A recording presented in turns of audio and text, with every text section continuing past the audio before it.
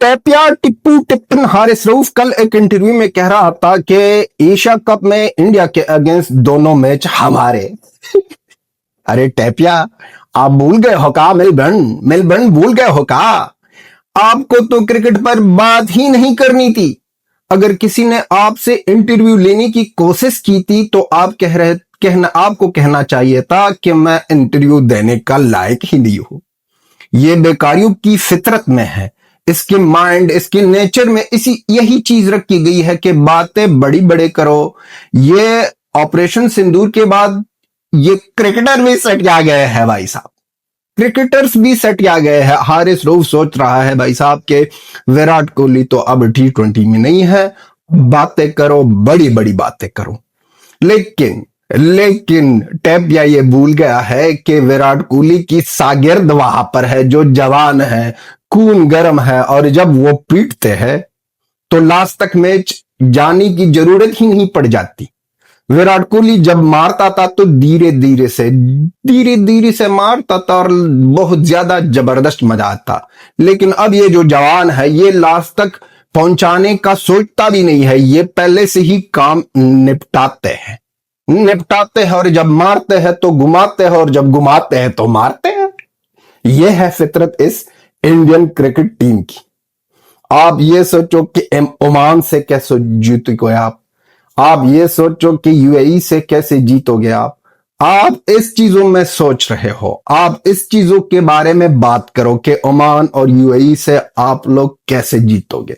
बातें कर रहे हो भारत के बारे में, और भारत से दोनों हमारे। इससे बढ़िया जोक आपको कहीं भी नहीं मिलेगा। टैपिया, आपको ना वो एक जो होता है स्ट्रीट बॉलर, गली मोहल्लों में टाइप बॉल के साथ टैपिया होकर टिप टिप करके क्रिकेट खेलता है, और एक होता है जब हम छोटे बच्चे थे ना, क्रिकेट खेलने नहीं मिलता बाहर, तो वो एक कमरे में भाई साहब चप्पल लेकर हम बाउंड्रीज मार रहे थे। तो हारिसिया उस टाइप का बॉलर है, वो कमरे का बॉलर है।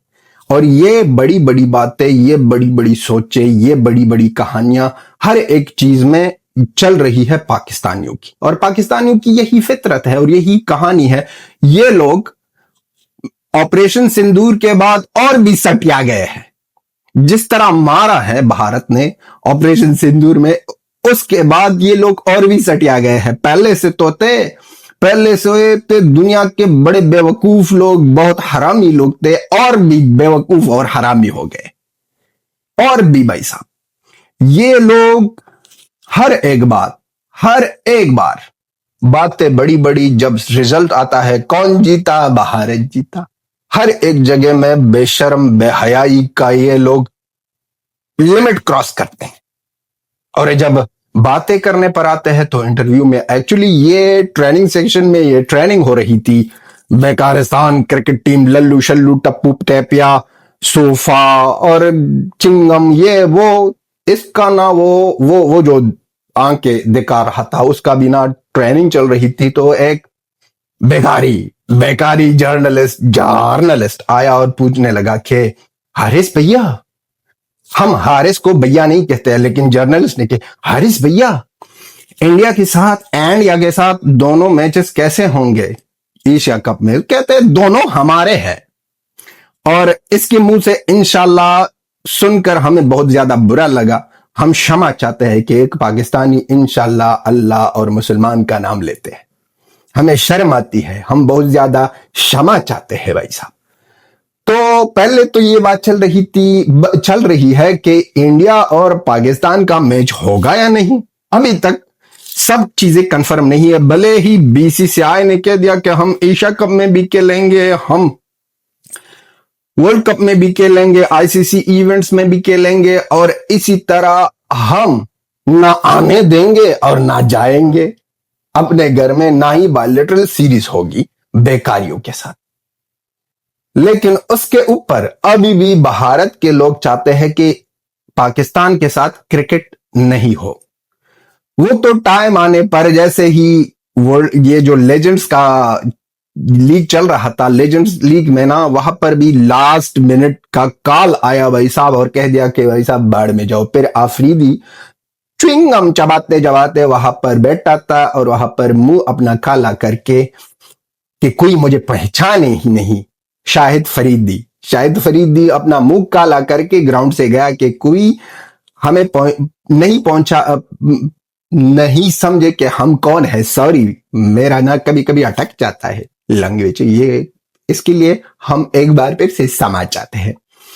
तो वो बेरूपिया वो था, वो जो इरफान पठान ने कह दिया था एग्जैक्टली वो कुत्ता जो उसने कुत्ते का गोश्त खाया है, उसने अपना मुंह काला करके बाहर निकल लिए। अब ये लास्ट मिनट एशिया कप में भी होगा या नहीं होगा वो तो बाद में आए, देखते हैं क्या होगा या नहीं। लेकिन अगर मैच हो गया, इंडिया वर्सेस पाकिस्तान हो गया, भारत वर्सेस पाकिस्तान हो गया, हिंदुस्तान वर्सेस पाकिस्तान हो गया, तो भाई साहब बहुत ज्यादा बुरा हाल होने वाला है। पेपिया आपको अभिषेक से लेकर हर एक बंदा, स्काई, पैंड्या, शुभमन गिल, हर एक बंदा इस तरह कूटेगा कि आपकी ना वो मेमोरी का लॉस्ट वाला प्रॉब्लम आ जाएगा। क्योंकि मेमोरी लॉस्ट वाला प्रॉब्लम तो अभी से आया है। आप भूल गए हो वो विराट कोहली, वो किंग कोहली, आपके बाप का वो जो, इस तरह मत सोचिए पाकिस्तानियों कि सिर्फ विराट कोहली आपका बाप है, सारा भारत आपका बाप है। भले ही वो यूट्यूबर हो, वो कोई स्टूडेंट हो, वो कोई इंजीनियर हो, डॉक्टर हो, हर एक भारतीय आप लोगों का बाप है। तो आप लोग अपने बाप का नाम जब लेते हो तो बहुत ज्यादा रिस्पेक्ट से ले लो भाई साहब, रिस्पेक्ट से ले लो। ये जो टीम है इंडिया, भारत की ये जो टीम है, ये आपको लास्ट तक सांस लेने पर ना आपको कह देगा कि आप क्षमा चाहोगे, आप सांस नहीं ले पाओगे। इतना आपको तकाएगा, इतना आपको मरोड़ देगा और कहानी कुछ अलग से होगी, कहानी कुछ अलग से होगी। ये मत सोचो कि यहां पर विराट कोहली, किंग कोहली नहीं है, यहां पर हिटमैन नहीं है, रोहित शर्मा नहीं है, तो यहां पर हम ना इस तरह बड़ी बातें करके मैच जीतेंगे। मैच का तो भूलना भाई साहब, भूलना। और ये तो अच्छी बात है, ऑपरेशन सिंदूर की कोई लाइव फुटेज तो भारत के पास है, और आप लोगों ने जिस तरह अपने कंबल में मारे हैं और बातें कर रहे हो, कंबल में इस लोगों ने सब कुछ अपना गैस छोड़ा और कह दिया कि हमने ये मारा वो मारा। उसी ही तरह उसका कोई लाइव फुटेज नहीं है आप लोगों का, जिस तरह आप लोगों ने मारा है, ना ही कोई सबूत है। क्रिकेट में लाइव सारी दुनिया लाइव देखेगी कि किस तरह आप लोगों को भारत पेलेगी, किस तरह आप लोगों को ट्रीट करेगी और किस तरह आपकी असली औकात आप लोगों को हाथ में देगी।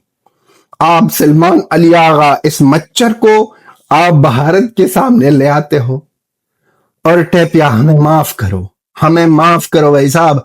हमने जो क्रिकेट खेली है नहीं खेली है उसको साइड पर रखो, लेकिन आप तो अपने आप को, भले ही आप टैपिया हो, लेकिन मजबूरी है आपको इंटरनेशनल प्लेयर कहकर, क्योंकि बेकारिस्तान से आप खेलते हो। ना ही तो आप लोगों के दरमियान इंसान का बच्चा मिला, ना ही आप लोगों के दरमियान ऐसा क्रिकेट स्पोर्ट्समैन स्पिरिट, और ये स्पोर्ट की कोई ना क्वालिटी आप लोगों में है ही नहीं।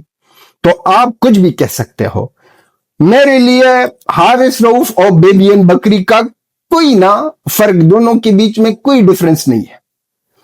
बकरी भी भौंकता है, रऊफ भी भौंकता है, आफरीदी भी भौंकता है, सनाउल्लाह भी भौंकता है, चीमा भी भौंकता है, रिजवान भी भौंकता है। हर एक बंदा अपने ही डिफरेंट यूनिफॉर्म में बैठकर ना अपना ही भौंकने का स्टाइल है इस लोगों में।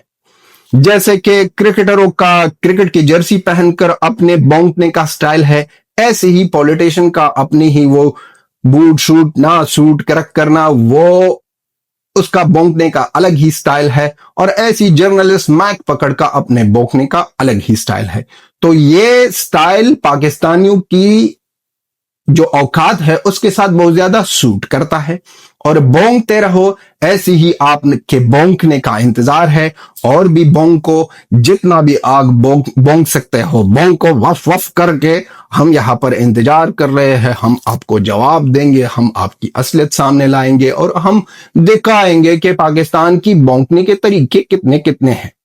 अभी कंफर्म करो कि आपकी बौंकने के कितने तरीके हैं और किस तरह आप बौंक सकते हो। और भी वर्जन हमें दिखाओ। हम वेट करते हैं और आपका इंतजार करते हैं। आप भाई लोग क्या करो, कमेंट करो, लाइक करो, शेयर करो, जितना भी कर सकते हो करो।